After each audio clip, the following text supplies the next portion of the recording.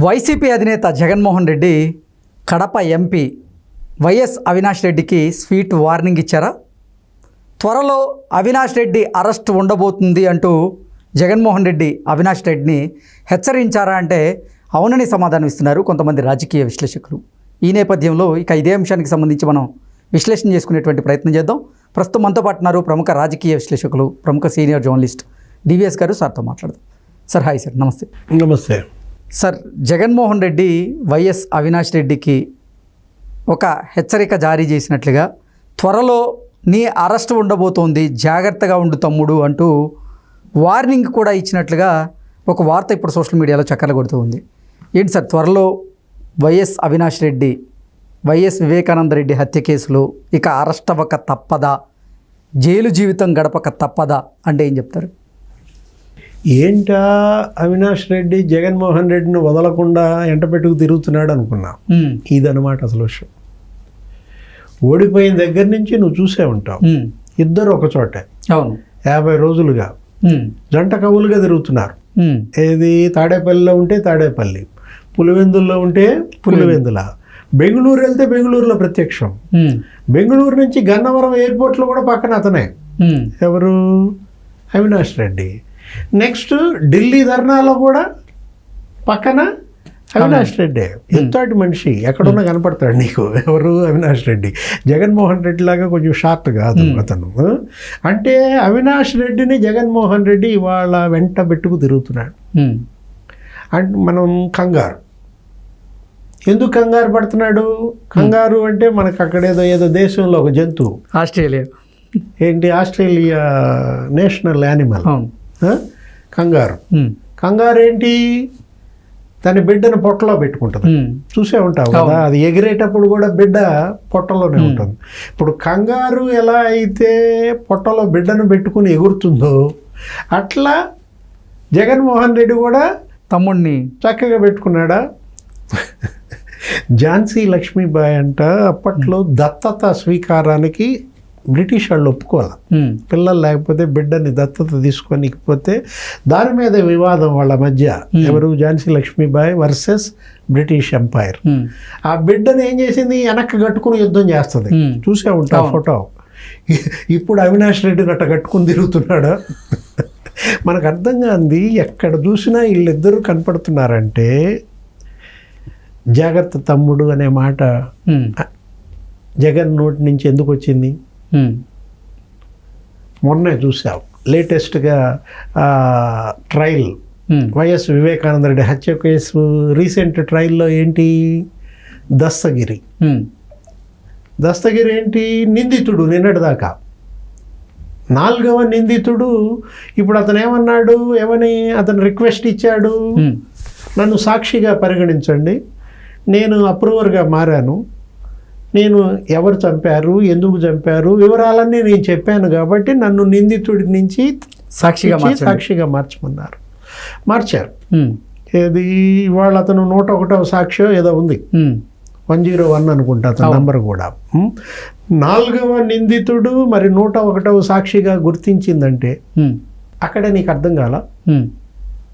దస్తగిరి అభ్యర్థనను కోర్టు మన్నించింది అంటే ఎర్త్ ఎవరికి? అవినాష్ రెడ్డికి ఎర్త్ తగిలింది కదా, షాక్.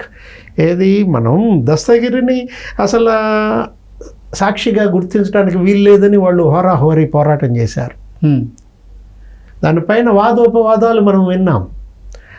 ఏది? అతనే కదా చంపింది, అతనే కదా గొడ్డలు తెచ్చింది, ఆ గొడ్డలు ఎక్కడో కొనుక్కొచ్చారంట. వివేకానంద రెడ్డి దారుణ హత్య. ఒక మాజీ ముఖ్యమంత్రి తమ్ముడు, ఇప్పుడు మాజీ ముఖ్యమంత్రికి సొంత బాబాయ్. ఆయన అసలు పెద్ద రాజకీయ నాయకుడు. ఏది? రాజ్యసభ తప్ప అన్ని సభలు చూశాడు. ఇప్పుడు 30 ఏళ్ళు ఆయన కూడా ప్రజాప్రతినిధిగా ఉన్నాడు. నీకు ఎమ్మెల్యే, ఎమ్మెల్సీ, లోక్సభ సభ్యుడు. అలాంటి వ్యక్తి మరి ఇంత కిరాతక హత్య జరిగి ఇప్పటికి 6వ ఏడు, ఇప్పటికి కూడా అది లాజికల్ కంక్లూజన్ రాలేదంటే భారత న్యాయ వ్యవస్థకే ఇది ఒక సవాల్ కదా.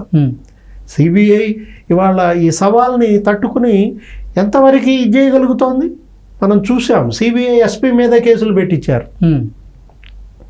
రామ్ సింగ్ ఉమ్, పులివెందుల పోలీస్ స్టేషన్లో సిబిఐ ఎస్పీ మీద కేసు పడింది. ఉమ్, జగన్మోహన్ రెడ్డి ముఖ్యమంత్రిగా కేసు పెట్టిస్తే అక్కడ కేసు అయిన పరిస్థితి. అసలు రామ్ సింగ్నే జంప్ అనమాట, వీళ్ళ దెబ్బకు తట్టుకోలేక ఉమ్, మార్చేశారు ఎస్పీగా అవును. అతన్ని కూడా.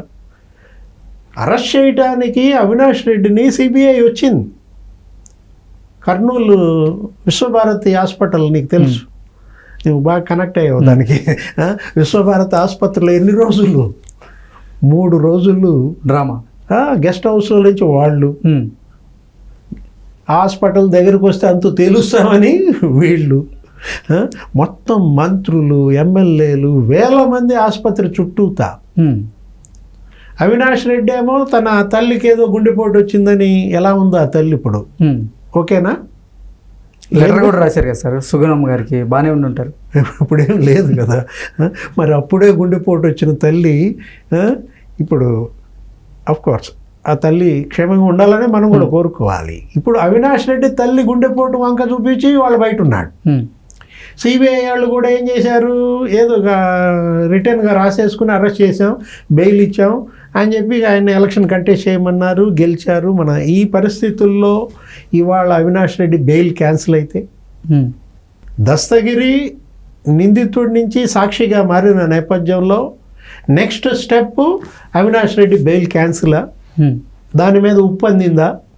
జగన్మోహన్ రెడ్డికి దాని మీద ఉప్పందే, తమ్ముడు జాగ్రత్త ఉమ్, అని చెప్పాడా?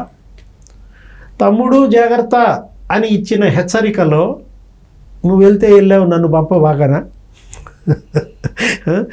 మరి నాయన, నిన్ను కాపాడటానికి నేను చాలా నా సాయశక్తులా ఉమ్, ప్రయత్నం చేశాను. చూసావు కదా, ఇవాళ నా పదవే పోగొట్టుకున్నాను. ఉమ్, ఇవాళ జగన్మోహన్ రెడ్డి ప్రధాన ఓటమికి కారణం అదే కదా. అవును. ముఖ్యమంత్రి పదవినే త్యాగం చేశాడు. ఉమ్, అవినాష్ రెడ్డి కోసం పొలిటికల్ సూసైడ్. ఉమ్, ఏది జగన్మోహన్ రెడ్డి చేసింది రాజకీయ ఆత్మహత్య. ఉమ్, అతని భవిష్యత్తు, అతని రాజకీయాన్ని పణంగా పెట్టాడు తమ్ముడు కోసం. నెక్స్ట్ ఏంటి, ఇవాళ ఆ పార్టీ కూడా పెట్టేశాడు. ఏంటి, అవినాష్ రెడ్డి కోసం ఇవాళ వైఎస్ఆర్ కాంగ్రెస్ పార్టీయే అదృశ్యమయ్యే పరిస్థితి వచ్చేసిన దీంట్లో. మరి అవినాష్ రెడ్డి కనుక జైలుకి వెళ్తే వాట్ నెక్స్ట్? ఉమ్, అది ఆగుద్దా అవినాష్తో? ఏ 8తో ముగుస్తుందా? A 9, A 10? ఏ 9గా జగన్మోహన్ రెడ్డి, ఏ 10గా భారతీ మేడం అంటున్నారు. ఉమ్, వీళ్ళిద్దరి ప్రమేయం కూడా ఉందంటున్నారు. ఉమ్, పరోక్షంగానో ప్రత్యక్షంగానో ఆ హత్య గురించి వీళ్ళకి ముందే తెలుసు, హత్య జరిగినాక తెలుసు. హత్యకు వెళ్ళే ఆ మార్గం, రోడ్డు మార్గంలో వెళ్ళడం వెనక ఉద్దేశం కూడా అదే. ఉమ్, తప్పుదారి పట్టించింది వీళ్ళే, ఆధారాలు రూపుమాపింది వీళ్ళే. వీటన్నిటి వెనుక ఉన్నది ఈ భార్యాభర్తలే అనేది గనక వెళ్ళినట్లయితే ఉమ్, అది ఎక్కడికి దారి తీస్తుంది? తమ్ముడు జాగ్రత్త ఉమ్, అన్న మాటల వెనక ఇన్ని అర్థాలు ఉన్నాయి. ఓకే. మరి ఆ తమ్ముడు ఎంత జాగ్రత్త పడతాడో, ఈ అన్నని, ఈ వదన్ని ఎంత జాగ్రత్త చేస్తాడో రాబోయే కాలంలో వెండి తెరపైన నువ్వు చూడాలి.